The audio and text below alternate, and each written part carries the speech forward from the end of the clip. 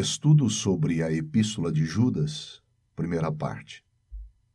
Amados, quando empregava toda a diligência em escrever-vos acerca da nossa comum salvação, foi que me senti obrigado a corresponder-me convosco, exortando-vos a batalhardes diligentemente pela fé que uma vez por todas foi entregue aos santos. Judas, verso 3. Introdução. A epístola que temos diante de nós, embora breve, abrange um vasto período histórico. Apresenta-nos a apostasia do cristianismo desde os primeiros fundamentos do mal, que se introduziram entre os crentes já no tempo dos apóstolos, até os dias ou o dia em que o juízo definitivo caia sobre a cristandade. Esta epístola nos mostra a forma em que a Igreja, abandonando as verdades que Deus lhe confiou, tem progredido na impiedade, a qual terá seu auge na negação do Pai e do Filho. Nesta época, ainda futura, as trevas morais substituirão a luz do Evangelho que atualmente ainda ilumina o mundo. Todavia, vemos já em ação, nos dias de hoje, todos os fundamentos que caracterizam essa apostasia. E a Epístola de Judas nos ensina qual é a atitude que todo crente deve adotar, em nossos tempos, em relação ao mal e como pode glorificar a Deus nessas tristes circunstâncias. Pois não nos esqueçamos, num tempo de ruína, o crente pode glorificar a Deus de uma maneira tão completa como nos dias mais prósperos da igreja primitiva. As circunstâncias mudaram, sem dúvida, mas ainda Deus pode ser honrado pelos seus de outras maneiras, porém, de forma tão real como quando o Espírito caiu sobre os discípulos em Pentecostes. Atualmente, Deus não nos pede que reedifiquemos o estado de coisas que está arruinado por nossa culpa, nem que nos comportemos no meio da cristandade como se tudo estivesse em ordem, fechando os olhos diante da decadência. Mas mostra o caminho que nos guia entre as ruínas, uma vereda aprovada e conhecida por Ele, uma verdade que o olho da águia não conseguiu jamais descobrir, mas que a fé ensina a discernir.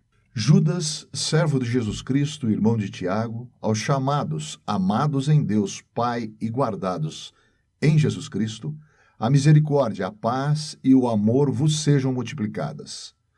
Judas, versículos 1 e 2. Notemos, em primeiro lugar, a forma geral em que Judas caracteriza os crentes aos quais escreve. As outras epístolas se dirigem a eles com palavras muito diferentes. É certo que nelas, por duas vezes, são nomeados santos chamados, quer dizer, santos por vocação, porém, somente chamados, não ocorre nenhuma vez, exceto aqui. Quando Deus quer adquirir uma alma para si, começa por chamá-la. Foi o que fez com Abraão, o pai dos crentes, e não podia dar aos filhos de Deus um caráter mais geral que este. Abrange a todos, pois são chamados, sem nenhuma exceção. Não encontramos, acaso, uma evidência ou uma evidente advertência nisso?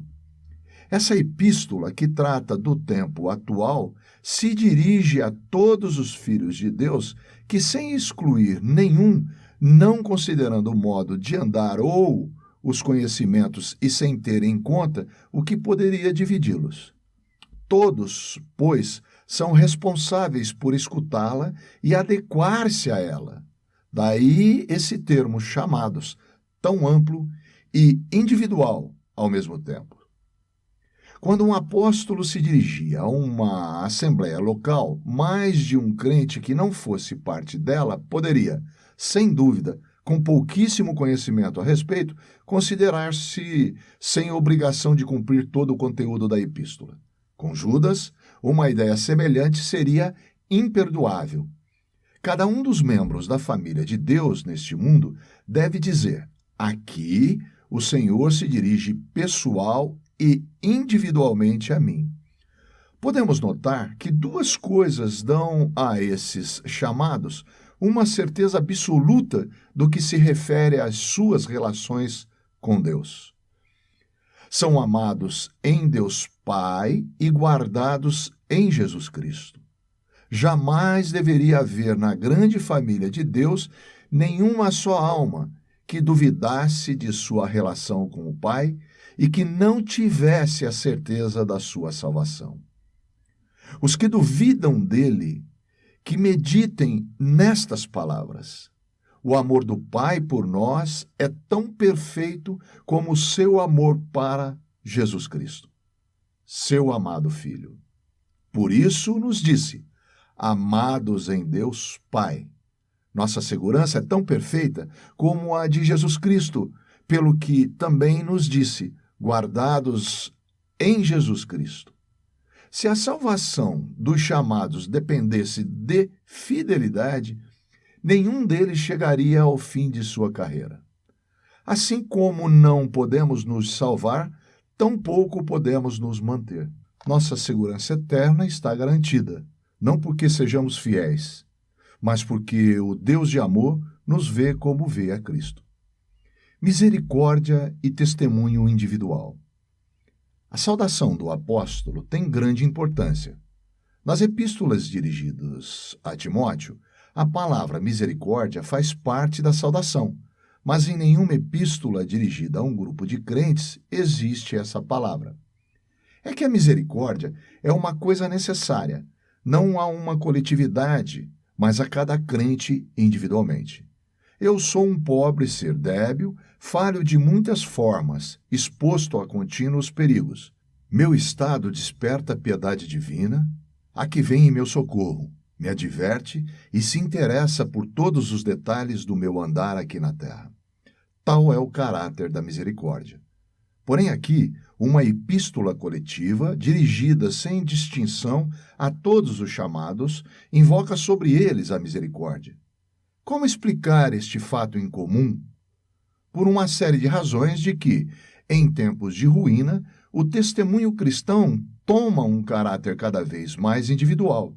Isto não significa de maneira alguma, como se ouve dizer às vezes de crentes desanimados, diante da rápida invasão do mal, que o testemunho cristão não pode ter mais o caráter coletivo de uma reunião de santos. Os que assim falam estão em um grande erro, e a epístola de Judas o prova. Ela menciona pessoas que se introduziram encobertamente entre os fiéis e que são chamados no meio deles. Isso indica, pois, que existe uma reunião de santos. Porém, o ensino que recebemos aqui é que nós somos chamados, na presença do terrível estado moral da cristandade, a sermos mais e mais fiéis em nosso testemunho individual, pois Deus toma conta dele de maneira especial. Sem dúvida, é um privilégio imenso para o coração de crentes inteligentes poder, em comunhão, gozar da mesa do Senhor, sinal por excelência do testemunho coletivo e proclamação da unidade do corpo de Cristo em um tempo em que esta unidade está esmagada na cristandade professa. Que este testemunho se encontra na atualidade em um estado de debilidade extrema, comparado com o que foi no passado, não é preciso dizer. Mas, no entanto, Deus toma conta dele, pois tudo o que existe de mais elevado no cristianismo oculto se relaciona com a reunião de seus filhos em separação do mundo. Porém, sobre o que insistimos é que, se nosso testemunho coletivo pode ser de tal maneira empobrecido que se restrinja à reunião de 2 ou 3 ao redor do Senhor, o testemunho individual não deveria sofrer tais obstáculos. Pode ser, então, poderoso, como quando o Espírito Santo enchia individualmente aos cristãos no alvorecer da igreja. O poder do Espírito Santo no indivíduo não está agora mais limitado que naquele tempo. Sempre que cuidamos de não contristar este hóspede divino em nosso andar, Em momento em que o caráter mundano e a infidelidade da igreja, em uma palavra, sua ruína, restringem necessariamente a operação do Espírito na Assembleia. Refere-se aí ao Espírito Santo agindo na Assembleia. Um testemunho individual mantido com fidelidade no tempo presente e uma santa separação do mal em todas as suas formas são tanto mais necessários quando, por causa da iniquidade dominante na igreja, não podemos encontrar muito apoio e socorro em nossos irmãos. Porém, sempre nos permanece o Senhor e podemos contar por inteiro com Ele. Sobre a apostasia. Aqui, muitos cristãos se sentirão tentados a me interromper. Nos fala, dirão, dos progressos do mal, do estado de ruína da cristandade, da proximidade do juízo. Parece que, de propósito, aparta os olhos de todo o bem que se realiza a seu redor, da atividade de nossas igrejas, do esforço considerável de amor e solidariedade que atualmente caracteriza o mundo cristão, das imensas somas empregadas para antecipar o reino de Deus. Encontro-me longe de negar tudo o que a fé produz nos filhos de Deus. Porém, Deus não considera o estado da cristandade como vocês e o mundo consideram. Ele julga o estado dos homens segundo o comportamento deles com relação ao Filho, a seu Filho e às Escrituras que o revelam, que revelam ao Senhor. E não seriam vocês sinceros se pretendessem negar que o ambiente professante do qual fazem parte se encaminha rapidamente para o abandono da palavra e a negação do Filho de Deus. Este caráter do juízo de Deus se afirma desde o princípio até o fim das Escrituras. É o estado moral do mundo frente a Deus o que nos dá a medida do seu juízo. Não são os seus progressos materiais, nem a avaliação que de si mesmo tem, nem o grau de consagração que se atribui. A apostasia completa consiste na negação do Pai e do Filho e é o que, entre outros, a Epístola de Judas, a segunda de Pedro e a primeira de João põem em evidência. Satanás tem 1000 maneiras de separar os homens de Deus, iludindo-os, nutrindo seu orgulho e ocupando-os com seu próprio progresso. Paz, amor e graça em atividade. A paz e o amor vos sejam multiplicados. Verso 2.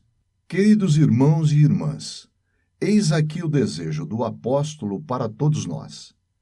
Aqui não fala da paz com Deus e de seu amor, aos quais nada há que acrescentar, mas que deseja que na prática os experimentemos. Conhece as dificuldades dos crentes nesses últimos dias, nos quais o mundo está caracterizado, de uma parte, por uma crescente e perpétua agitação, e de outra, pela frieza de todos os afetos legítimos e pelo egoísmo que prevalece sobre todas as outras considerações.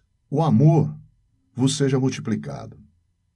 Eu creio, queridos amigos e amigas, que se nos dias atuais os chamados do Senhor recebessem em seus corações o que o Espírito de Deus lhes deseja aqui, todos seriam boas testemunhas de Jesus Cristo. O inimigo procura esfriar a todo custo o amor que é o vínculo entre os filhos de Deus. Não deve conseguir. Não nos é muito difícil ver o mal, mostrá-lo, detalhá-lo nos outros, porém mostrar o mal é um remédio? Não, é o amor que cura, o que levanta e ergue a nossos irmãos na marcha. A graça ganha o coração. A severidade pode reprimir o mal, porém, jamais alcançou alguém. Se for assim para com nossos irmãos, o mesmo é para o evangelho anunciado ao mundo.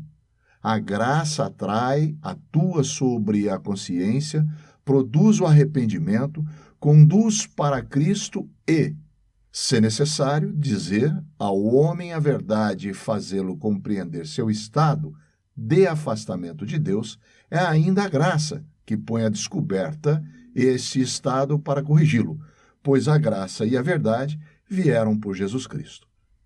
Em um testemunho no qual o amor de um grande número de cristãos se esfriou e a iniquidade prevalece, não temos necessidade de que o amor nos seja multiplicado?